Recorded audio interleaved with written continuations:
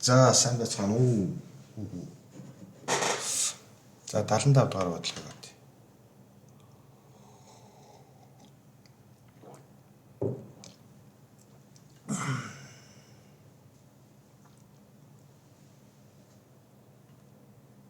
За энэ 103 болчихно гэж байна тийм. Бүхэл тоо singular integer гэж одоо энийг одоо тэгэхгүй болох.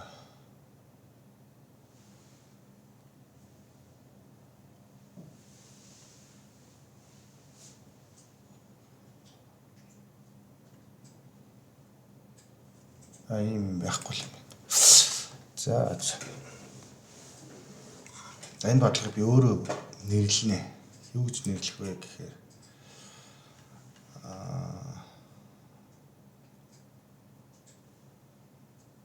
нэрийг бодож байгаад болоод өгчнө. Би энийг бол орчуулж чадахгүй юм байна.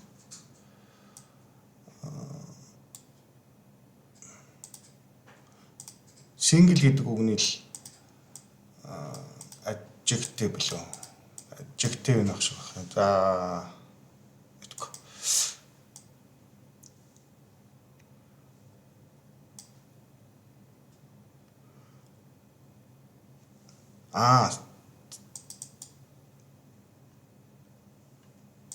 Тийм юм байна л да. За энэ өгүүлбэр нэг юм байгаад байгаа шүү дээ. За 12 урттай юг утас гээл да. 12 урттай утсыг ингээд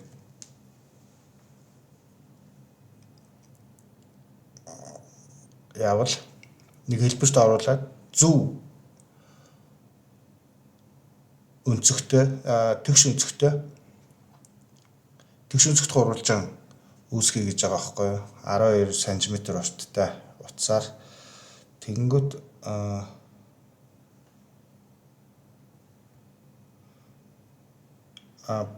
тэгтээ талууд нь бүхэл тоо байхаар тэгэх юм бол тийм гурвалжин ганцхныг л үүсгэж чадна гэж байгаа байхгүй юу энэ. За тэгээд ганцхныг үүсгэж болох жишээнүүд нь эднэр байгаа байхгүй юу? Жишээлбэл 24-ийг бол 24 см урттайгаар бол бас ганцхан л гурвалжин үүсгэж болох юм байна л да.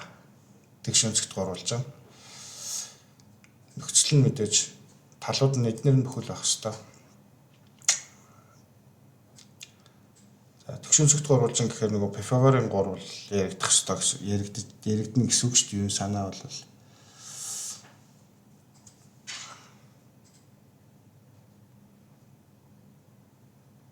за тэгээ 20 бол тэгш 20 см урттай талууд нь бүхэл тоо байх тийм тэгш өнцөгт гурвалжин бол үүсгэж болохгүй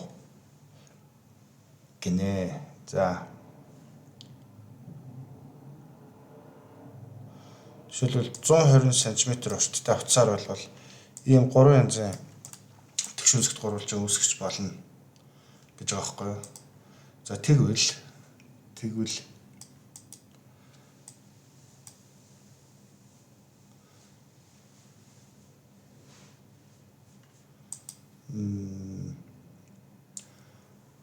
сая 500 хүртэл урттай утаснуудаар тийм яг ганцхан л тэгш өнцөгт гурвалжин үүсгэх боломжтой тийм ээлийн утга хэд байх вэ гэж байгаа байхгүй юу? Жишээл эднэр бол орох бах тийм бидний хариунд эднэр нэмэгдээд байна. 12 бол ганцхан энийг л үүсгэж болж байгаа учраас 12-ыг нэмлээ, 24-ыг нэмлээ гэж явах нь л дээ. За тэгэнгүүт 120 бол 3 тэгш өнцөгт гурвалжин үүсгэж байгаа учраас 120 бол энэ тоонд манай хариунд орохгүй гэсэн үг, энэ тоонд орохгүй гэсэн үг. За бодъё. За хамгийн ихний санаа. Сая 500 байгаа шүү дээ. Сая 500. Тэнгүү бид нар болохоор нөгөө ер нь гурвалжин тэгш өнцөгт гурвалжин бодохдоо А-га давтаад Б-гээ давтаад тэгээд C-гээ бодож олоод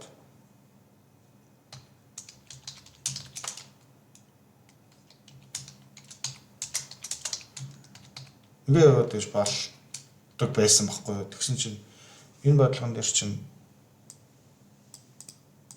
заанлав 500,000 хүртэл давтах шаардлага үүсэх бах тий. Бэж гэсэн дээр нэг 500,000 ч юм уу. За зүгээр би баримжаагаар ярьж байгаа шүү. Тэгээ бали зүгээр 100,000 байлаа гэж бодъё л тий. 200,000 ч юм уу. Ингээд л энэ маань ингээд тэр бомб руу орчиход байгаа байхгүй энэ давталт нийлээл. Тэгээ энэ тохиолдолд бол 20 тэр бомб болох гэдэг байгаа байхгүй тий. Тэгэхээр мэдээж амар удна. Тэгэхээр ийм аргаар бол бодож болохгүй. Тэгэхээр арай өөр арга болох хэрэгтэй. За тэнгууд primitive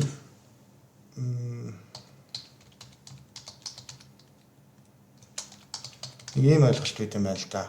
Тэгээ ер нь бол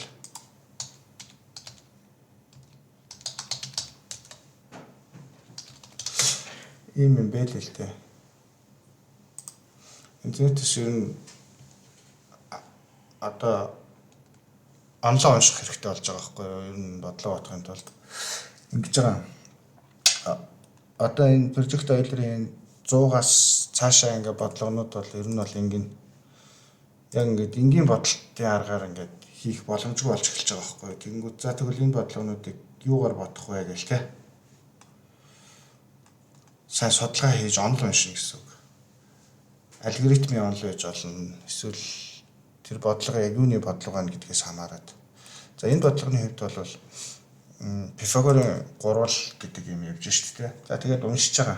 Уншихаар тэнгүүдийн primitive Pythagorean triple буюу нэг за нэг ийм ойлголт орж ирж байгаа байхгүй. За энэ нь болохоор юу вэ гэхээр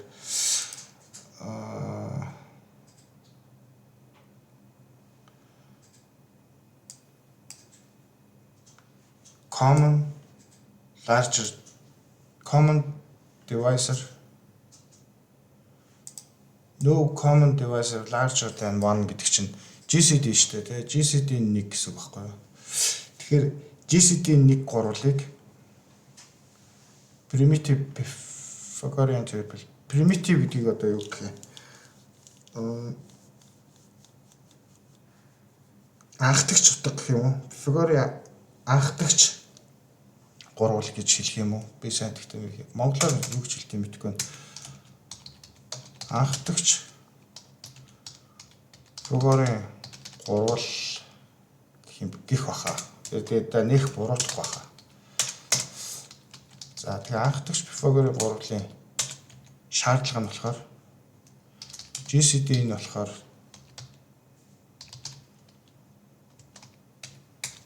нэг байх хэвээр. Тэгэх юм бол анхдагч Pythagorean гурвал гэж байгаа байхгүй юу? За ийм ойлголт байна. Нэгдүгээр.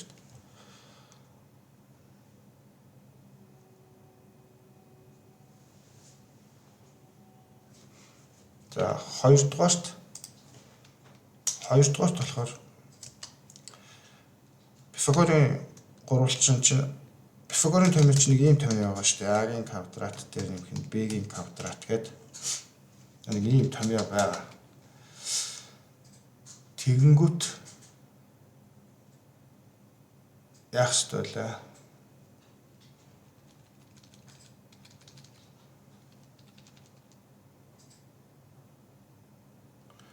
Бид нар ингээд хоёр талыг энэ тэнцвэрийн тэмдгийн хоёр талыг ямар ч тоогоор үржүүлж болно. Өөрөөр хэлбэл энэ A, B, C-гээ ямар ч бүхэл тоогоор үржүүлэхэд гарсан тэднэр нь өөрөө болохоор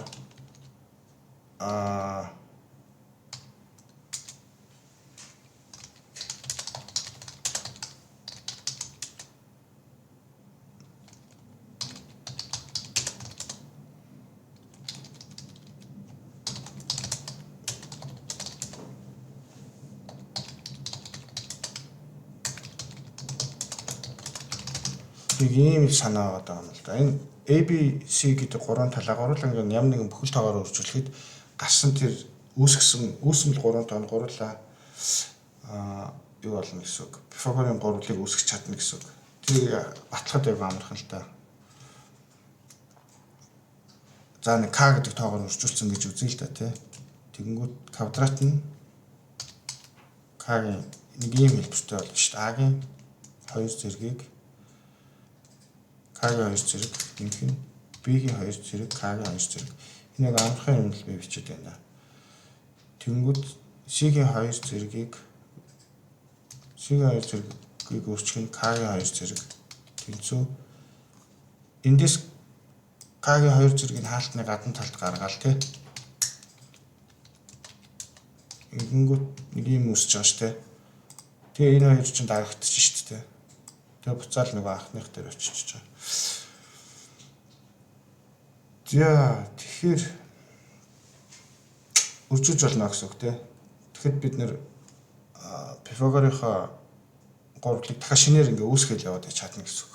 Ямар нэг юу болчихвол. За өөр чинь энд чинь чухал юм юу байлаа.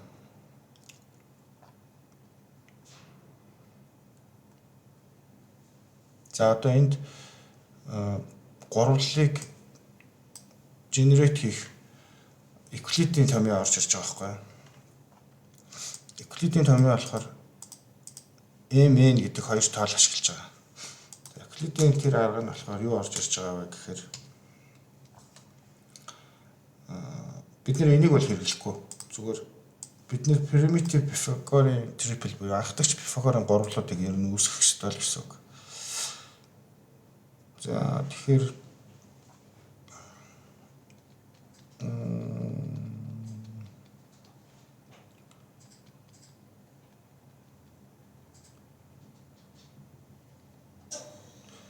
n гэж хоёр натурал тоог авч үзэж байгаа байхгүй юу? Тэгэхдээ m нь n-ээс их байх хэвээр. За ийм тохиолдолд дорын хоёр натурал тоог авч үзэж байгаа байхгүй юу? Тэ энэ нь бол натурал тоо. Ийм дорын хоёр натурал тоо байхад а-та тэнцүү m-ийн 2 зэрэгээс асах нь n-ийн 2 зэрэг. bt тэнцүү хаана вэ? 2m нь ct тэнцүү m-ийн 2 зэрэг дээр нөх n-ийн 2 зэрэг гэдэг. Энэ томьёогоор шууд Pythagorean гурвлыг үүсгэж болоод байгаа байхгүй юу?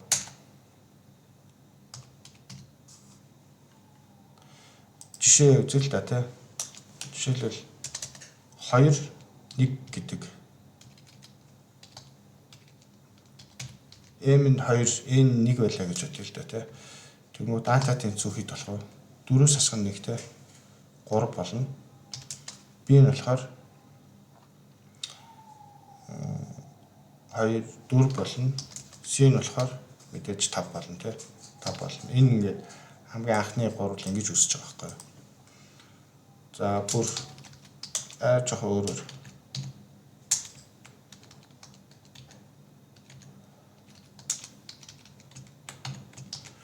за бүр ингээ 5 3 гэж үзээ л да тий. Тэгвэл ата тэнцүү 25-аас асах нь 9 16 тий.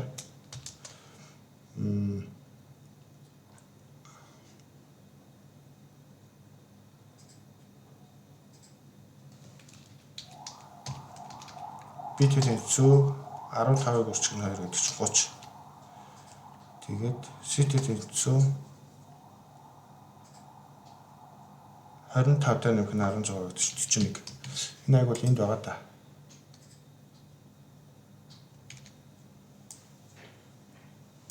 Энэ Pythagorean гурвал болох уу?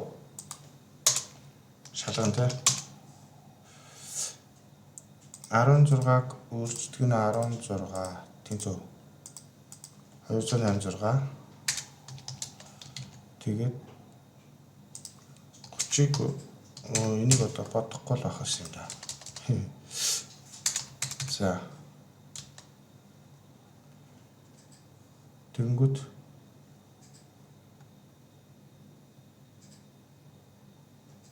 энэ яагаад 16 гараад байгаа юм чинь 6 өстэй. Би энийг томьёогоо буруу утсан юм шүү дээ. 25-аас асах нь 9 16 зөв те 15 30 зөв 25 25 дээр 9-ийг нэмэхээр 34 биз дээ. За одоо энэ хоёрыг нэмье. 900 дээр нэмэх нь 256. Тэнцүү. Одоо энэ хязгаар нь хаана вэ? Энэ 34 гарч байгаа ч тийм. За тэгэхээр ингэж анх дэдээ гаргаж авдаг юм байл та нэмэн гэдэг хоёр ялгаатай хоёр натурал тоо байхад л ингээд ихийг нэмд нөгж жагаад тэгээд гаргаад авч болдгийм байна. Эклидийн арга гэж байгаа байхгүй юу?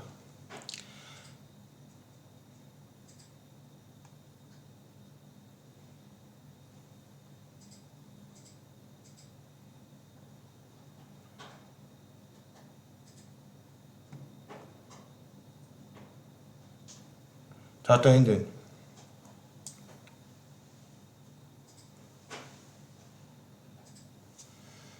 Ийм хоёр нөхцөл байгаа байхгүй юу? Тэгэхээр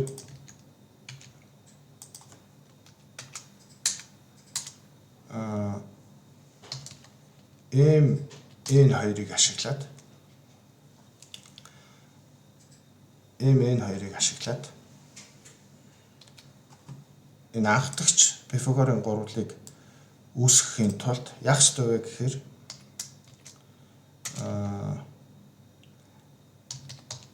аль нэг нь тэгш байх ёстой.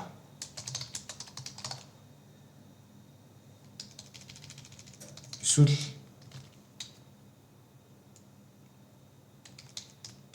аль нэг нь заавал тэгш байх ёстой. Биш ээ. Аль нэг нь биш. Зөвхөн нэг нь тэгш байх ёстой. За энэ тэгшийн орон сондгоо гэж хэлсэн ч болно те. За хоёрдугаарт болохоор GCD хамгийн их ерөнхий хуваагч гэсэн үг шүү дээ. Хамгийн их ерөнхий хуваагч нь 1 байх ёстой. Хаана вэ?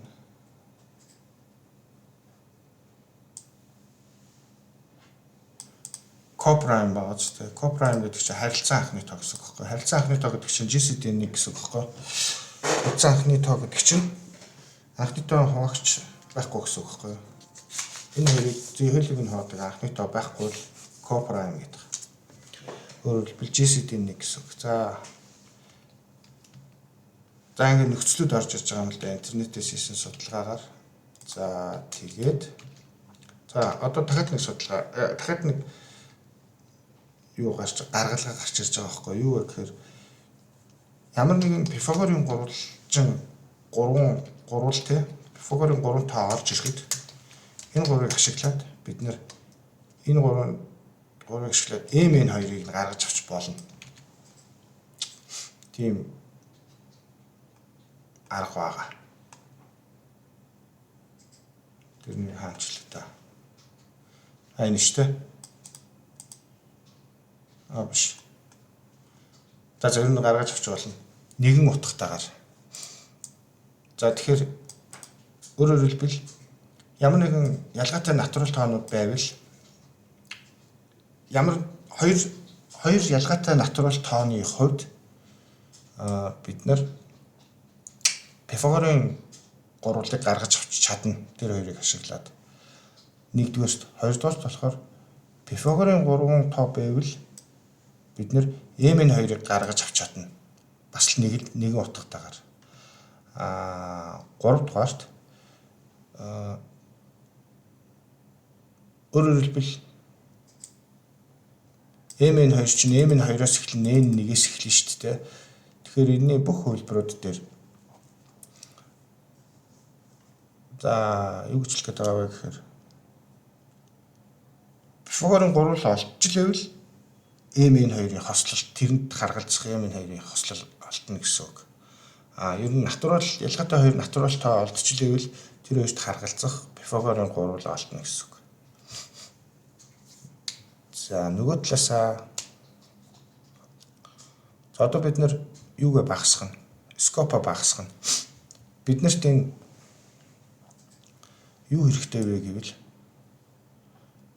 бид нарт энэ примитив Пифагорын трипл гэдэг нь л хэрэгтэй. Тэгэхээр энэ примитив Пифагорын трипл гэдэг нь юу вэ гэхээр анхдагч Пифагорын гурвал гэдэг үгнээс ерөнхийдөө санаа нь гарч ирж байгаа баг. Юу вэ гэхээр анхдагч Пифагорын гурвал гэж авч үзэл да PA, PB, PC гэдэг ч юм уу те. За би зүгээр зохиочж байгаа шүү. Тэгвэл энэ гурвалыг ашиглаад бид нэр хязгааргүй болон Пифагорын гурвал үүсгэж чадна шүү дээ. Энэ аргыг ашиглаад.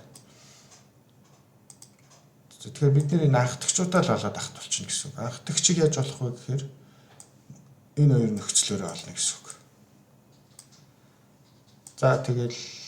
За эднийг ингээл ерөнхийдөө базаал хийхэд энэ бодолд болох байхгүй юу. Тэгэхээр ер нь бол энэ гэсэн үг.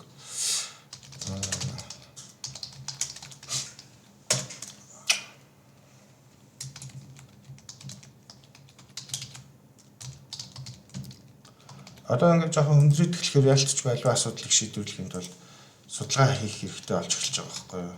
Тэгээ ер нь программист хүн бол ер нь бол тэгдэг л дээ. Ингээд асуудал орж ирэнгүүт яг бүгдийг чадаад байдаг хүн айгу ховш ингээд төгс туршлагатай хүн байвал юу гэхээс биш. Гэхдээ хэцүүтэй орчин үед бол бүр хэцүү. За тэгэнгүүт альва асуудлыг шийдвэрлэхэд заавал судалгаа хийж юм сурж ээж тэгээд тэр сурсан юм ашиглаад асуудлыг шийддэг гэсэн үг байхгүй юу. Тэрнээс биш 4 жил ихтэй сурвал заалгасан зүйл бол угаасаа чацаг байхгүй юу. Чи юунд ч нэг хэдхэн юмд л ашиглагдана. Тэгэл нэг ажил дээр асуудал шийдвэрлэхэд хүнд нэг ойролцоогоор 1000 чадвар хэрэгтэй байлаа гэж бодоход ихтэй сургуульд нэг 10-ын л зааж байгаа. Тэгэж үлдсэн 900-г нь өөрөө судлах хэрэгтэй байхгүй юу. Ялангуяа программист хүн бол сайн юм уншдаг л байх хэрэгтэй гэсэн. За тэр шиг энэ бодлогыг яг тэгж бодож байгаа байхгүй юу. Өөрөлдвөл би энэ онлыг нийтээс уншаад яриад ойлгоод тэгээд энийг бодож байгаа гэсэн. Ерөнхий санаа бол. За ингэн бид нар шууд эмэрийг гүйлгэж чинь. Тэгэхээр хоёроос эхэлнэ. За манай P маань юм байна шүү дээ. M нь 2-оос эхлээд за M чи хэд хүртэлгүй хөлөө. Тэгэхээр манай периметр маань сая 500 байгаа шүү дээ. Сая 500-аас хитэрч болохгүй шүү дээ. Энэ wire-ийн урт гэдэг чинь периметр гэсэн үг шүү дээ. Тэгэхээр ингэн гэсэн үг. Энэ гурыг нийлбэр байхгүй юу?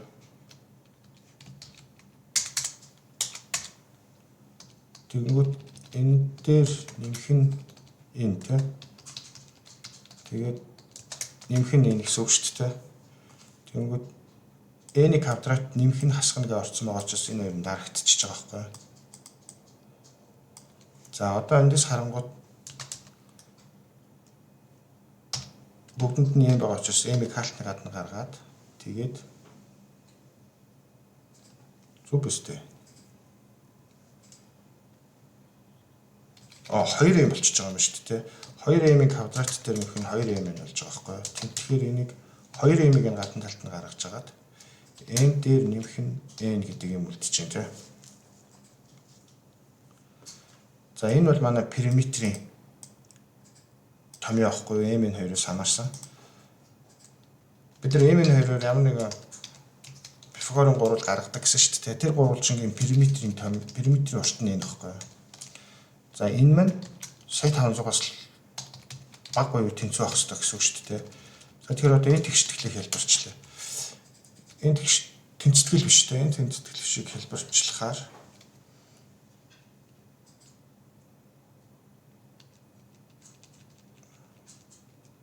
яаж хэлбэрчлэх вэ? За сая 500-г ямар ч байсан гэсэн энэ хоёрыг нөгөө талд нь гаргач тээ. Ухааны 2 гээд. За бид нэр m-ийн байж болох хамгийн их утгыг олох хэрэгтэй байгаа шүү дээ. M-ийн максимум утгыг олох гэдэг байгаа шүү дээ. Энд m-ийн эрс баг буюу тэнцүү гэдэг нэг юм тавих гэдэг байгаа шүү дээ. Өөрөөр хэлбэл m-ийн max гэсэн үг шүү дээ. Энийг л бид нэр олох гэдэг байгаа гэсэн үг. Тэгэхээр m-ийн хамгийн их утгаа авахын тулд энэ аягүй багаар нэмэгдэж явах хэрэгтэй байхгүй юу? Тэгэхээр нэгээр л нэмчээ. Тэгэхээр юу байхгүй тооцчихъя. Тэгэнгүүт иймэрхүү юм үсэж байгаа байхгүй юу? Тэгэнгүүт хоёр талаас нь язгуур авчаа гэж байгаа байхгүй юу? Хоёр талаас нь язгуур авангууд энэ талтай m нэмэлдээд. Тэгэхээр энэ утга бол манай m-ийн макс утга. Энээс бол хизээч төрөхгүй гэсэн үг. Бид нар хангалттай авч чадсан байгаа. Тэгэхээр SQS-тэй биг байх нь гэсэн үг. За энэ бол манай m-ийн байж болох хамгийн их утга гэсэн үг. За энэ маань нэгээс эхлээд мэдээж m-ээс бага байх хэрэгтэй. За ингээ манай n-ийн 2 бол олдчихлаа гэсэн үг эндээс. За тэгэхээр бид нэр примитив буюу анхдагч Пифагорын гурвалыг олох гээд байгаа шүү дээ. Тэнгүүд анхдагч Пифагорын гурвал нь зөвхөн нэгэн тэгш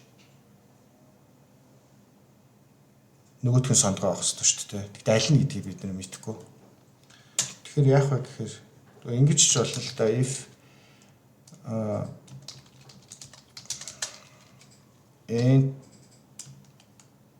and нэг тэнцүү нэг гэснэ and m and нэг тэнцүү энэ чинь энэ шүү дээ тий. Тэг ийм байж болно тий. Энэ нэг хөлбөр. Өөрөөр хэлбэл энэ сондгоо m-ийн тэгш. Эсвэл ингээд тавьчих болно тий. Эсвэл n сондгоо m-ийн n тэгш m-ийн сондгоо гэсэн. Ингэж болно.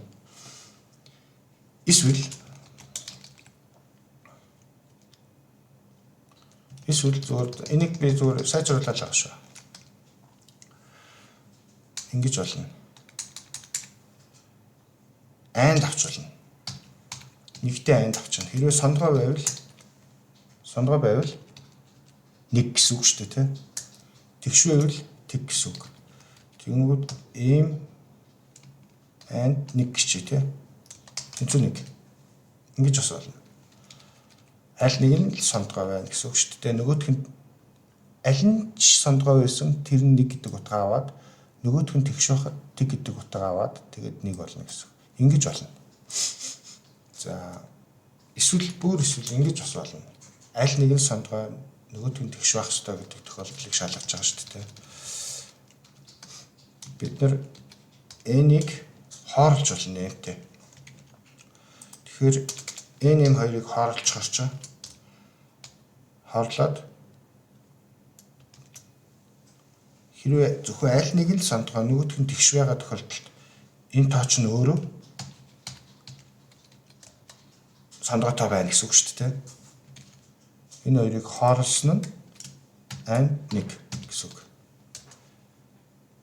За би энд хамгийн доотлохын богинохоо учраас энэ доотлохыг авчих.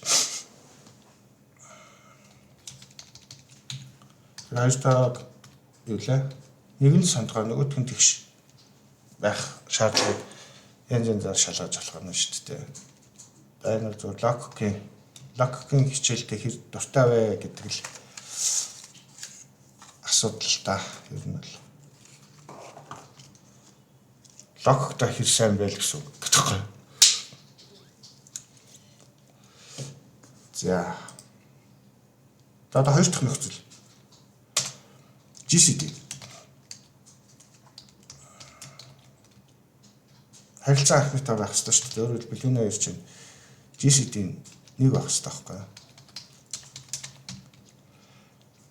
За ийм байвал бид нар бол одоо эндээс шууд примитив буюу анхдагч Пифагорын гурвалыг бид нэр үүсгэж чадна гэсэн үг.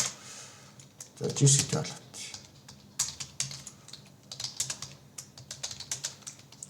Хамгийн хэрэггүй угчиг болдог. Бас хэнийх нь арга бол үү? Эрдстен гэдэг лөө. Бас Евклидийн лөө. Энэ хүмүүсийг толгой өргөж өгчлээ.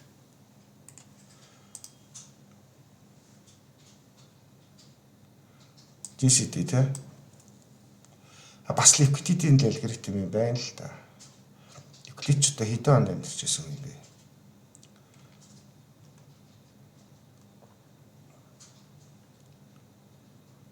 За энийг уншвал ойлгоно. Евклидийн юм арга байдаг. Тэр аргыг би ерөөсөө хийчих. За x y хоёр ялгаатай үед x нь y-гээс их байвал эсвэл x нь y-гээс их байгаа шүү дээ. Тэгвэл x нь ингэж гэсэн үг.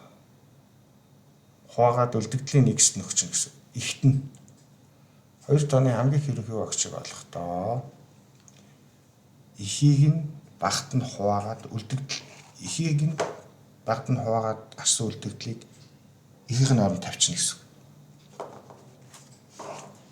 Тэгэхээр ч амар багсан шүү дээ. Ингээ хоёр тоогоо ингээл нэг үнэг шарт өстой бод үлгэр өгдөг шүү дээ. Тэр шиг амар том багасгаад байна гэсэн үг байхгүй юу? Ихийг нь амар томоор багасгаад байна гэсэн. За нэг том асуудал байгаа. Хэрвээ x нь тэгтээ тэнцүү байвал хуваагдсан гэсэн үг эрэхтэй. Тэгэхээр энэ хоёрыг хоёуланг нь y-г хувааж ийн гэсэн үг шүү дээ. За тэгээ эсэргээрээ.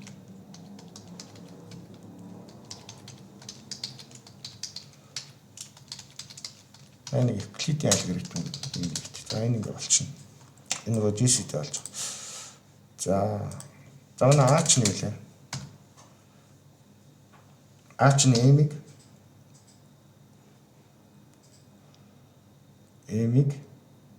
үржигдэх нь юм хасах нь n-ийг үржигдэх нь багтаа. Би энэ болохоор хоёрыг үржигдэх нь C нь болохоор гипноз нь болохоор n-ийг үржигдэх нь нэмэх нь n-ийг үржигдэх нь. За ABC-г олцсон. За энэ бол манай юу гэсэн үг вэ гэвэл примитив гурвалжин гэсэн.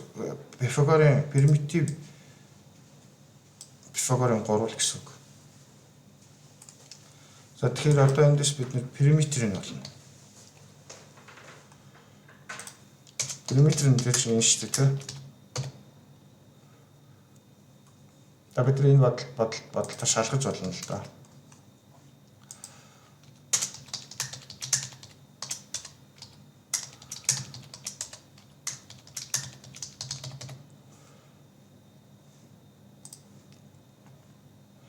За ер нь бол дандаа алдаа гаргадаг л та. Хог юм аа. A B C. За одоо ажиллаач.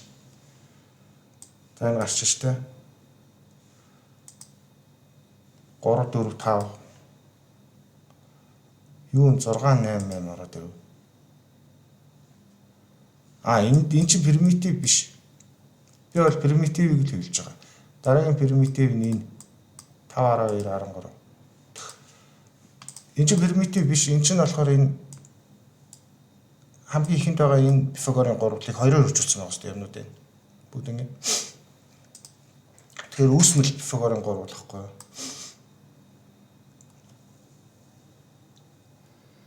За примитивээ бол олцсон.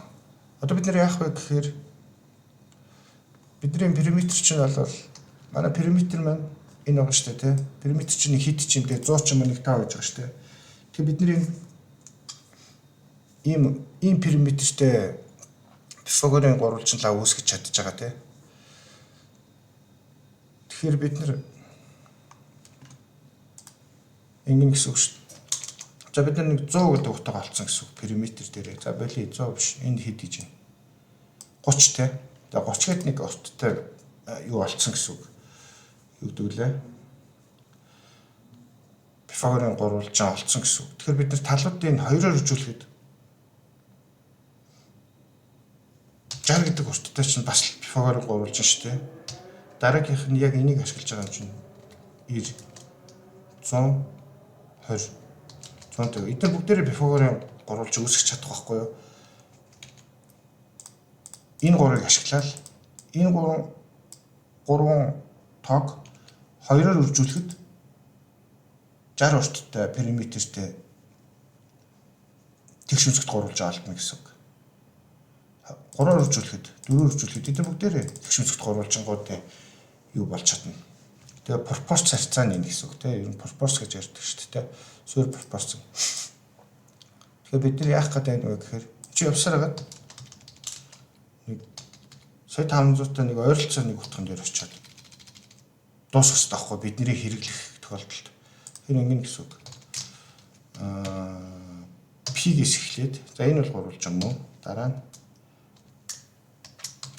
манай сая 500-аас хэтэрч болохгүй. Тэгээд алхам нь болохоор P. За тэгэхээр энэ I болгон дээр бид нэр team perimeterтэй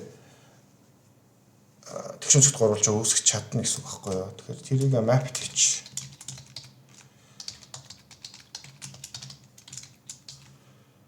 Memo гэж тэ.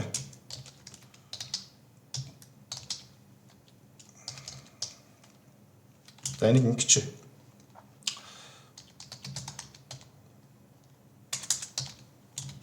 Triangle count гэсэн ч болно тий. Ер нь бол биш. Юу гэдэг вэ? Wire гэсэн шүү дээ. Wire count гэж.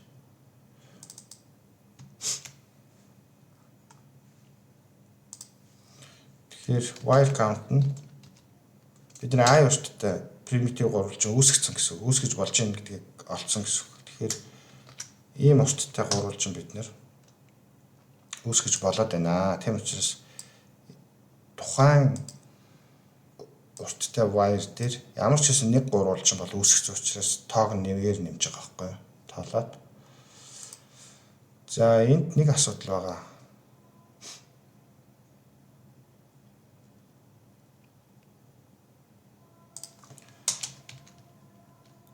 Периметр маань сая 500-аас хэтэрчиж багдгүй тий. Зүгээр хаа тийм нөхцөл оруулж. За хэрэггүй ч юм. Надад хэрэггүй мэн. За одоо бид нар энэ дээс exactly one integer sided right angle triangle гэж байгаа байхгүй юу. Тэр өөрөөр хэлбэл ямар периметртэй тэгш үнцэгт гурвалжин ганцхан байдаг вэ гэдгийг олох хэрэгтэй шүү дээ. Тэгэхээр map дээрээ итерац хийчих гэсэн үг байхгүй юу. Одоо энэ дээр байгаа бүх тэгээс ялгаатай утгууд дээр бид нэр гүн гэсэн үг. За гүхтэй гүцэн. Тэгээ бидний нөхцөл бол энэ гүгийн second нь exactly байгаа тий. За тэгээ манай хариу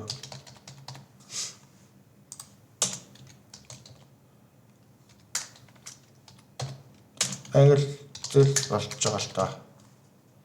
Юу нь бол бодолтой энэ л байна гэсэн үг. Тэгээ бид нэр оптимиз хийнэ. Заавал алдаа гаргадаг. Заавал гаргадаг. 11. Энэ ч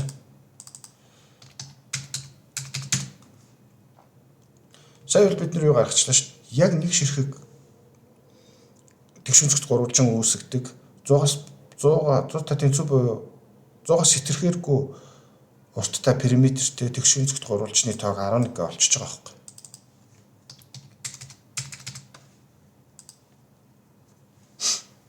За энэ тэ.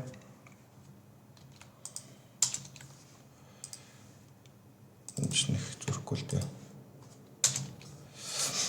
За. Энэ бол бодолт нь бол энэ. За энийг бол айгүйх оптимист гэдэг богинохоо өмөр болгочих бол болдгийг.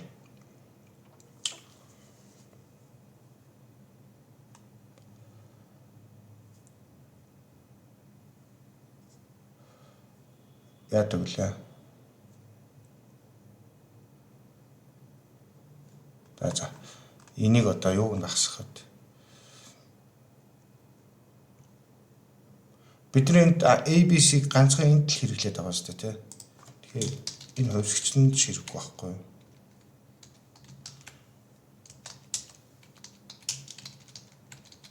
Оптимизл хийж байгаа юм чинь.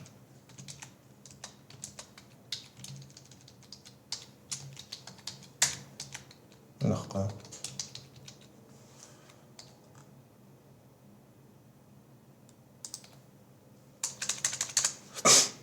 За одоо бид энэ хоёр эфийг нэг юмд хийж болох уу? Нэг юмд.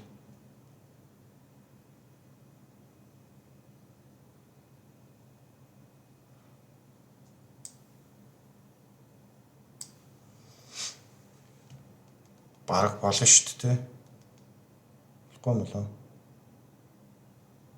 Болохлох. Зарим хүн бол энийг нэг дор хийсэн амар cost effective гэдэг юм билээ. Ингэж болно.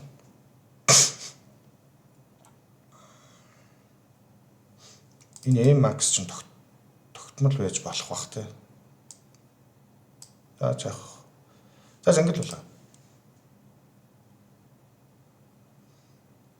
Хүүрээ. Яач вэ? Хаалтны л асуудал үүссэн юм шиг байна да. Ингээл юм шиг. За болсон. Энэ юу лээ? 75 дугаар бодлого. За ер нь санаа бол нэг юм. Интернетээс юм судалгаа хийж бодож болдгий шүү гэсэн санаа. Баумаа. За 75 дууслаа. Баярлалаа. Баяртай.